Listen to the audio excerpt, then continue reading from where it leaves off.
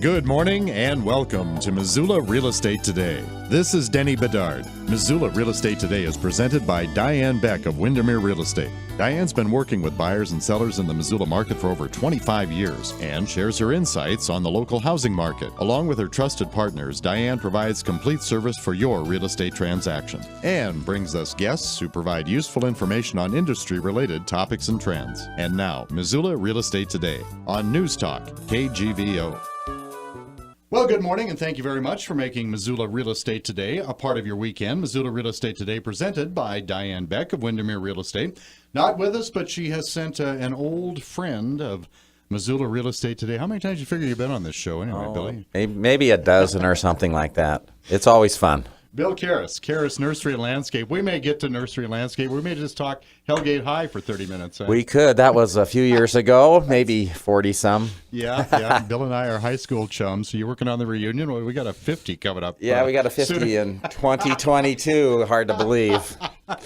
But we look the same. That's right. Sooner than we'd like to think it's coming up. But anyway, it's great to see Bill. Great to have him on the show again for Missoula Real Estate Today. It has been, as you know, being in the biz you are in, and everybody else knows too for that matter, a long, cold, snowy winter. And I imagine customers are just coming out of the woodwork and grabbing everything that they possibly can to get going on spring. Yeah, we've tried to stay ahead of the game and be ready every week for whatever we can to give people a little shot of spring. And now things are really looking good out there. We have a lot of things blooming and a lot of things in, all sorts of plant material from vines to trees and perennials and you name it. And people are very anxious. In some cases, their ground was still frozen on the north side of their house. So they can't even plant. But right. For the most part, things are really coming along pretty much as per normal. It was a long winter. The snow cover actually protected plants quite a bit this winter in the Missoula Valley. And so I expect things are going to come through pretty well in general. What are folks wanting to plant right now? Of course, things have to be, you mentioned the ground is a good example, but some other conditions have to apply as well. But what are popular items to plant right now? That's one question. And then when to plant some other things that would be coming up soon. Okay, well, basically, I think you can wrap it around about three things. One of it is soil temperature, and now soil temperatures are rising. So you can plant really any tree, shrub, or perennial. And they'll get in the ground, and it won't take long, and they'll start rooting in. And then by the time it warms up even more, they should just take off. As far as seeding like a lawn, it might be a little early. You have to be able to count on a little bit warmer soil temperatures consistently, or the seed will just sit there. So some years it works in April, and some years April is kind of reminiscent of winter, and it's not a good time. But I tell people generally just if they've got their lawn area prepped, they can go ahead and do things like that. But vegetable gardening, all sorts of things happening in April. Basically, I'll kind of boil it down, and then you can pick me apart and make me explain things better. But here's the deal on vegetable gardening. It's a great time to plant essentially anything whose leaf or root that you eat. So carrots, radishes, that kind of thing where you eat the root, or leaves like lettuce and cabbage and those sorts of things. You should be planting in April, even fairly early in April. You can put those in and have them get established. Onions, of course, are very hardy. Seed potatoes maybe toward the end of April. But beyond that, then if it's a fruiting type crop like watermelon or squash or cucumber or tomato, any of those things that have seeds in them that you eat, it's actually a fruit when it has seeds in it. Those are really wimpy when it comes to frost. And since we have frost through much of the month of May, usually most years, you have to be careful planting those too early. If you do, you've got to plan on protecting them. The best thing to do there is to buy the plants and or buy seeds and start them indoors. So you can save maybe 6 or 8 weeks on the harvest time by putting them out as a growing plant rather than out as a seed. But the other stuff can go in. Like I said, if it's a leaf that you eat or a root that you eat, that's kind of a good general way to look at it. Those can go in April, and they need to go in April because by the time they get too warm, they do what they call bolting, and they want to put out a flower and a bunch of seeds, and then they're not very edible anymore. Of those items you listed, do Missoula gardeners have favorites? Do you see at Caras Nursery Landscape that you're selling a lot more of, say, one thing than another, or is it pretty consistent? Well, when it comes to the seeded crops, like some of the root crops like carrots or radishes, I haven't seen any huge trends there. Okay. There are new varieties available in all of those things. We sell a lot more plants in the leaf crops like lettuce because, and then some of the more unusual leaf things like arugula and that kind of thing. But if you put those out as a plant, again, you're harvesting much sooner than if you put them out as a seed. The main trend we see is for summer stuff like squash and cucumbers and eggplant and watermelon and pumpkin. We sell so many of those as established plants at maybe 6 weeks old. So that means you put them in the ground, you're going to harvest 6 weeks earlier. So you save the fact that they've been grown in a greenhouse for those first 6 weeks. You're much further along, and so you're not waiting till September to harvest. You're harvesting maybe 1st of August or something like that. All right. My guest is Bill Caras of Caras Nursery and Landscape here on Missoula Real Estate Today, presented by Diane Beck of Windermere Real Estate. You mentioned a few minutes ago, Bill, the benefits of snow as a cover, how it can be helpful. But what about ways in which it can do harm? And I guess frost would be in that category as well. Okay, well, that's a good question because it's really relevant right now because we probably will get some more snow out of the blue. Oh, please. Well, not out of the blue, out of the gray. Anyway, essentially what I would say is almost always snow is good. It indicates it's not super cold, and it kind of can provide sort of an insulating layer. Mm-hmm. When the sky clears in April and March, for that matter, that's when it really drops in temperature, and we can have a night that it's been pretty warm, and then all of a sudden the sky clears and gets down to 22 or something like that, and we get a hard frost. That can be very damaging to anything that isn't used to it or ready for it. Right. And so if it's going to snow, I would tell people don't panic. It's fine. But if it's going to be a hard frost and they've just put out some pansies, petunias, primrose, any sort of fruiting crop they put out, and it hasn't gotten used to it, hardened off is how we call it, yeah, those things can really be damaged. Anything that's existing that's in the ground should not really have a problem because they tend to time themselves with as things are coming up, as things are budding out. So we don't normally have a big problem with that. There are a few non-native species that sometimes will leaf out a little early and then they get nipped by the frost and then they just leaf out again. But for the most part, things will follow whatever the weather's doing if it's established. But new plantings you have to be more careful with. When you say a hard frost, are there numerical definitions to that? You say, wow, it's 25 degrees for several hours or 25 or less for several hours. What kind of defines a hard frost that you really need to be aware of? Okay, well, I would probably say more, if it's going to get down to 32 and we're going to get a light frost out of that, but if it gets down to 22, we can get a really hard frost and we can really see some damage on anything new planted. A lot of the things that are plantable right now at our nursery, for instance, we have outside taking the frost right now, and so they don't really need to be protected. But we also have greenhouses full of things, and people are wanting color, and they're wanting to plant their pots by their door for the month of April and then replace it with annuals later. Those things, if they bring them home, they've been protected in a greenhouse, and they get a hard frost that night, it can really knock them back. And so those are things where you have to kind of follow and see how cold you think it's going to get. But like I said, once that sky clears, you know it's going to get cold that night. Sure. Besides potholes, what are we seeing in bloom around Missoula right now? Well, actually, there are some early bloomers happening. Believe it or not, we have some ornamental heather in town that's blooming. There's a type of daphne called a February daphne, which is blooming, but it's a very uncommon plant. You don't see it very often. But witch hazel is a shrub that's blooming probably right now. I've seen one or two of them in town. Okay. And then coming up from the ground, even way back in March, we had, wherever it was clear and people had snowdrops planted. It's galanthus is the botanical name, but snowdrops bloom super early. A lot of crocus coming up. One thing you'll notice, which is kind of interesting, is on the south side of homes, it's so much warmer. You'll get things blooming, even like pussy willow right now and forsythia. But for the most part, if it's out in the yard, those things are going to be a little bit before they start blooming. Yeah. First tree we'll see blooming around town is probably going to be apricots, and I wouldn't be surprised if we see that in a couple weeks. Oh. They're light pink, almost white flowers, and they just bloom much earlier. The only bad part about that is sometimes they get hit by a hard frost, and it kills the flower buds, and you don't get your apricot fruit for that year. But beyond that, they're quite hardy, and so that doesn't really hurt the tree when that happens. Yeah. It's just not as reliable as a crop because of the early blooming. Everything else blooms generally in May, particularly fruit trees. Almost sounds like a cherry blossom color to it.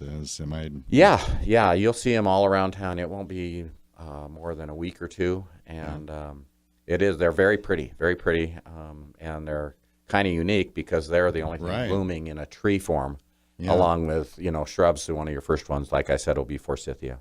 Gosh. The conscientious types, folks coming in and asking you about, hey, what do I need to do as far as pruning and things like that this time of year? There are a lot of questions about pruning in the spring. There are a lot of misconceptions about it, so that's why there are a lot of questions. And it's really hard to just wrap it all into one little neat package, but you don't have to prune this time of year. You don't necessarily have to prune in the winter. Usually you have to kind of research a little bit. For instance, if you want to prune fruit trees right now, you can certainly do it. But any branches you cut off are going to have the flower buds that were set from last year. So you're going to be cutting off flowers. So the alternative is if you're concerned about cutting fruit off by cutting flowers off, you can wait until the tree flowers and assess what you've got for fruit set.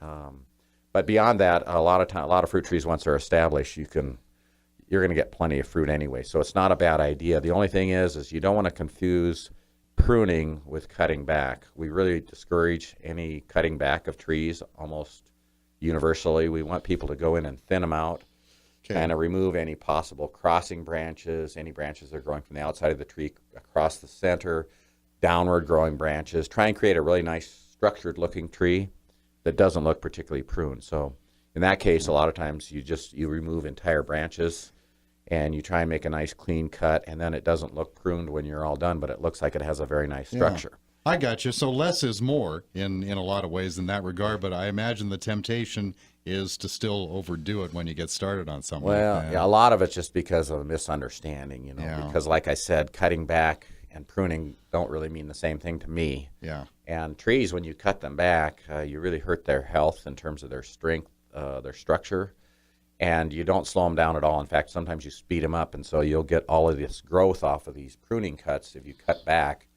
And it might grow several feet, but it's weak and it isn't structurally attractive either. Weak in what way? The branches can't sustain anything? Yeah, they are not attached very well. So if you do cut back, you want to try and cut back to a side branch, if at all possible, rather than just shearing it back. That's for trees, and we can talk about that some more.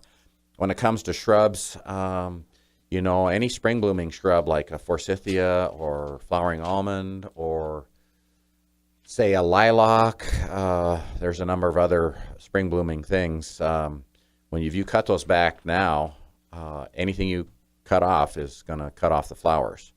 By the same token, because those flowers are set in the fall.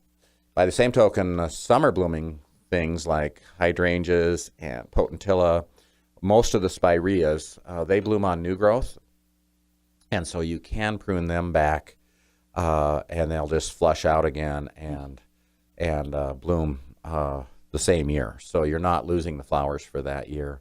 When it comes to roses, it depends on the type of rose. So all of these things are fairly simple to understand, but there's always a caveat because there are just thousands of varieties of plants and types of plants, vines versus trees versus whatever. And so there are some subtle differences, which we've already kind of gone into. But when it comes to roses, I tell people generally just to cut back 10 to 20% and remove any dead wood.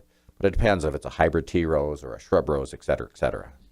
Bill Caras from Caras Nursery and Landscape, our guest today on Missoula Real Estate Today, presented by Diane Beck of Windermere Real Estate. How about trends, Bill? I'd like to ask you about, I asked you a little bit about product in terms of, are there any items that are maybe a little more popular for Missoula gardeners than others? You say, well, no, it's pretty consistent among these things. What about in products, other products? I mean, landscaping, things like that. Are you seeing more of certain styles and trends that people are starting to adopt? Oh, sure. Things have changed a lot in my 43 years at the nursery. I guess I could start with plants. Sure. When I started with my dad 43 years ago, we had a very limited selection, and even some categories we didn't have anything. And now we have whole categories, one of them being like dwarf conifers. These are very slow-growing evergreen trees that have a lot of character and fit small spaces. We have a much broader selection of perennials and flowering shrubs. And then trees have completely turned over. We are the town of Norway maple, and guess what? We don't even sell Norway maples anymore. We sell mostly sugar maples, red maples, some hybrid type of maples. And so we're still a maple town. It's just all those Norway maples that were planted 100 years ago, that's kind of being phased out. And why would that be, do you think? Well, I think sugar maple is a North American native, first of all, and it's got superior fall color, and it doesn't take over as far as seeding in as badly as the Norway maple does. And so in a lot of ways, it's a preferable tree. It's just harder to transplant, and we've solved that now. So we're able to sell sugar maple in Missoula now, whereas in the old days, I'm talking about the old days when I started. Yeah. And before that, it was much harder to transplant a sugar maple. Yeah. So that's just an example, but What else you got? we have That's good. That's a good hundreds and example. hundreds of new varieties, different growth habits, different all sorts of different traits, fruits, all sorts of things are new. As far as landscaping trends, I think the two big things would be elimination of grass. People are doing more planting. And understanding that it doesn't mean that the maintenance is going to go down. It's going to be necessary to maintain non-grassy areas if they plant them. But they're very enjoyable. Beyond that, outdoor living spaces, the era of the little tiny patio that just kind of was more of an exit landing from the back door has really changed, and people are really wanting to have a nice patio, nice deck, and have it become an outdoor living space with all sorts of amenities, maybe a fire pit or a fire. There are some beautiful things being made out of metal you can build your fires in. Obviously barbecues, but a lot of times people are actually running the gas from the house directly to the barbecue instead of having a tank to mess with. Sure. Even outdoor kitchens and that sort of thing. So all of those things are going on. Interest in natives is up, and interest in pollinating type plants is up a lot. So there are all sorts of things. What are some popular examples of natives? I'm sure everybody sees some really nice looking things that are a little bit unique to this area, but may not know necessarily that they are a native. But what are some great examples of natives? Well, again, I got to go through categories, but I can do it pretty quickly. In evergreen trees, the old ponderosa pine is a beautiful tree, but we also are able to grow limber pine and lodgepole pine. Subalpine fir is one of my favorite evergreen trees. If we jump into deciduous trees, flowering type of trees, we've got our own native maple called the Rocky Mountain maple. It's more of a large shrub, but it can get 30 feet tall. But you have serviceberry and a number of other native trees. There is a native oak called bur oak that we sell a fair amount of. And, cottonwoods are things we kind of discourage from the yard, but the ones that we sell are, if you have the right space, I guess you could use those. But aspen are extremely popular. And there are just a few little inside things to know about aspen. So you have all those choices.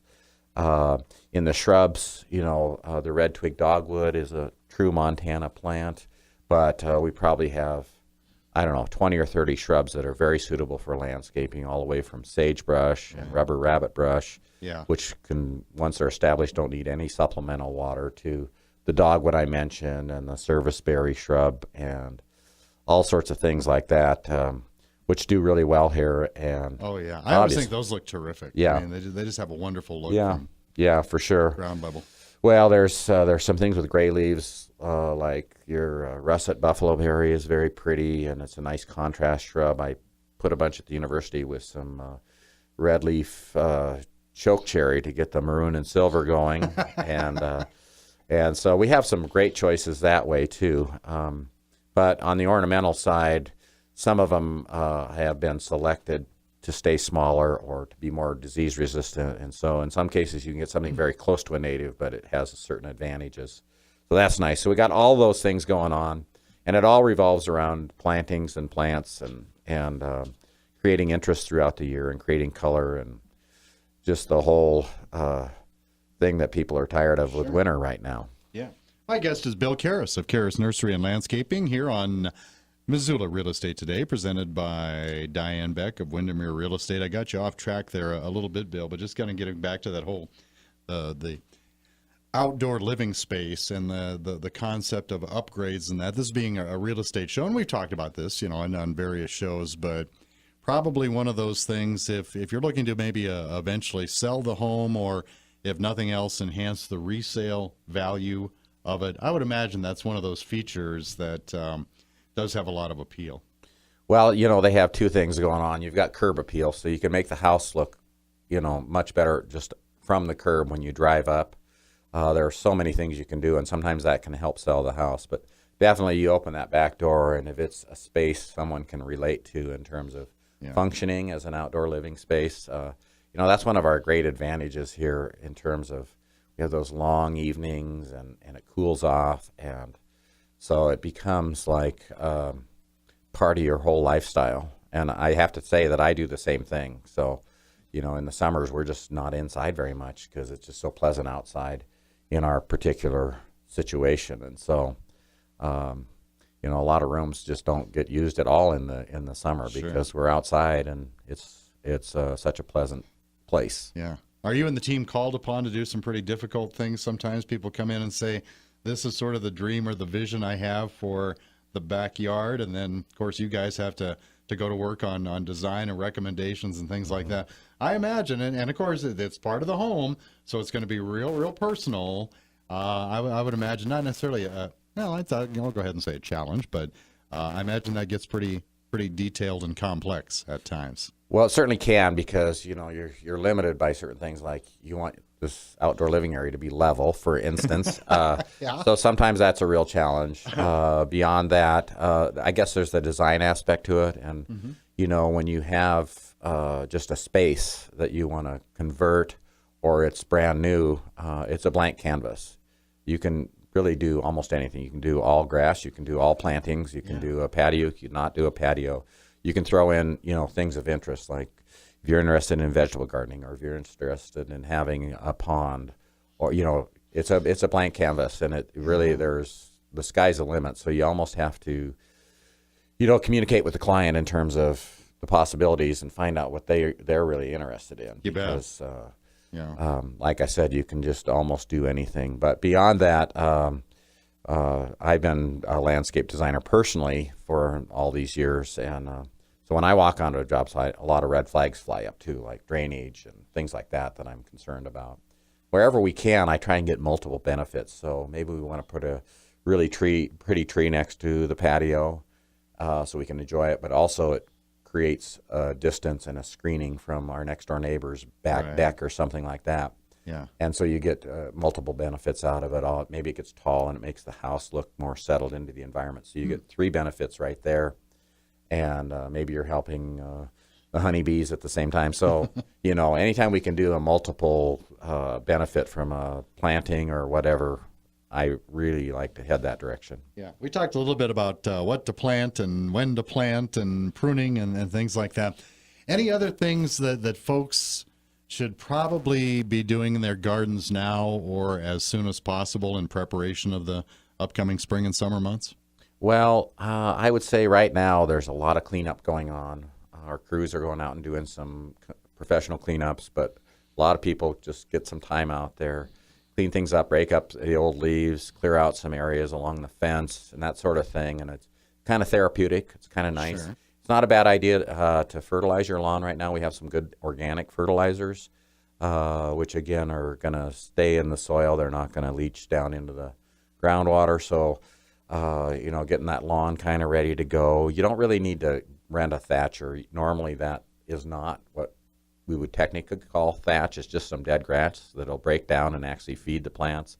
But if people want to rake their lawn heavy or even thatch it, it doesn't really hurt it either.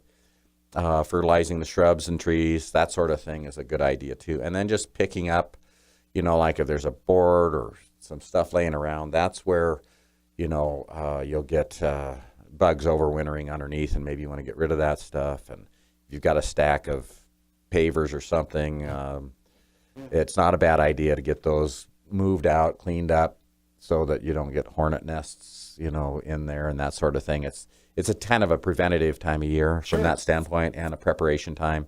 But planting is full on right now. You can plant virtually anything. Yeah. So just little odds and ends to, not just prepare for later, but get going right now. Exactly. Yeah. Bill Caras of Caras Nursery and Landscape here on Missoula Real Estate Today.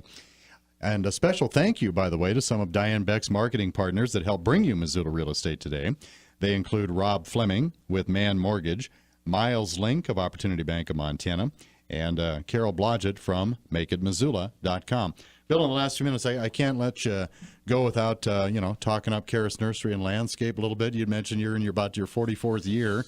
Only 43. Only 43. And you've seen a lot of big changes and growth. Well, I have. We have sort of an interesting history in that we're over 100 years old. My grandfather operated it, and then my dad, and then he crossed over. They crossed over, and then I crossed over with my dad for 5 years. So that was good because he worked all the time when I was growing up, so I got to know him a little better. But beyond that, it's been a real adventure, and it's been really enjoyable. We've had to do constant upgrades and figure things out. Things wear out pretty quickly when you're watering every day. And so we're very happy with how we're doing, how we're looking, and the experience I think people have when they come out. So we're just always trying to be ahead of the game with new plantings, new types of plants, information, and presentation of the various things I just mentioned. So hopefully people can come out March 1st, April 1st, May 1st, June 1st, and they're going to see something new every time and something that's going to hopefully inspire them. Crazy time to bring up Christmas, but Caras Nursery Christmas Store, I'm sure that you are awfully, awfully proud of that. That's really taken on a life of its own over the years. It has taken on a life of its own. It's kind of funny because, we just sort of eased into that because we have a history in the floral business. Yeah. Before my dad kind of got out of the floral part of it. And so we, at some point when I started with him, he was doing a few things at Christmas time, and it's evolved into this situation where we're seasonal, so we can basically put all of our garden merchandise away and build a sort of Christmas wonderland from scratch. And so it's become sort of a destination thing. It fills in that part of our year for us, and it is kind of fun, and it has become a tradition for a lot of people, which feels very good. Yeah, it is remarkable. Definitely something to be proud of. Location, hours, things like that before we wrap it up. Okay, well, we're open 7 days a week, and the hours kind of fluctuate. Sure. Sometimes in early spring, we close at 5 and then start closing at 6 and then at 7, and then we back off for the summer. But 7 days a week, we're open, and we are in the same place we've been since 1896, which is 2 blocks west of Reserve on 3rd Street, the address being 2727 South 3rd West. Bill Caras, Caras Nursery and Landscape on Missoula Real Estate Today. Great to see you, buddy, as always. Good seeing you. We'll see you the next time around. Thank you for listening to Missoula Real Estate Today. We hope you found this morning's information to be helpful. If you have any suggested topics for any future Missoula Real Estate Today programs or any questions about buying or selling, contact Diane Beck with Windermere Real Estate. Email dianebeck@realtor.com or visit our website homesinmissoula.com. That's homesinmissoula.com. We'll see you next time on Missoula Real Estate Today.